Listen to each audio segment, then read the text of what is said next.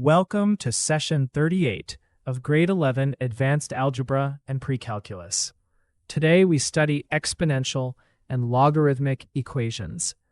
The focus is to solve exponential and logarithmic equations using common bases, inverse operations, and property-based rewriting.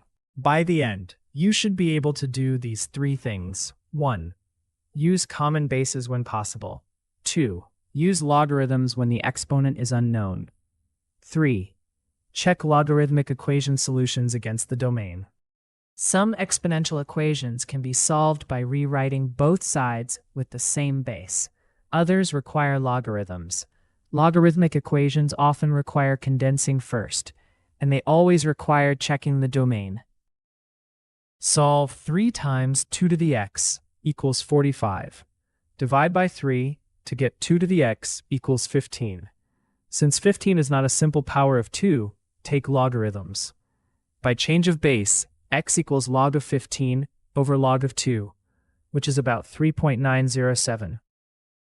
Solve log base 3 of x minus 1 plus log base 3 of x plus 1 equals 2. Condense the logs to log base 3 of x minus 1 times x plus 1 equals 2. Convert to exponential form, giving x squared minus 1 equals 9. The candidates are plus or minus square root of 10, but the domain requires x greater than 1, so only square root of 10 is valid. Your turn. Solve 2 to the x equals 32. Pause the video and solve it. Here's the solution. Work line by line, then check the final answer against the original question. After the video, complete these 3 tasks. Copy the model from the lesson, solve each one fresh, and write 1 error log sentence about the mistake you are most likely to make. Let's recap. Use common bases when they are available. Use logarithms for unknown exponents without a common base. Condense logarithms before converting forms.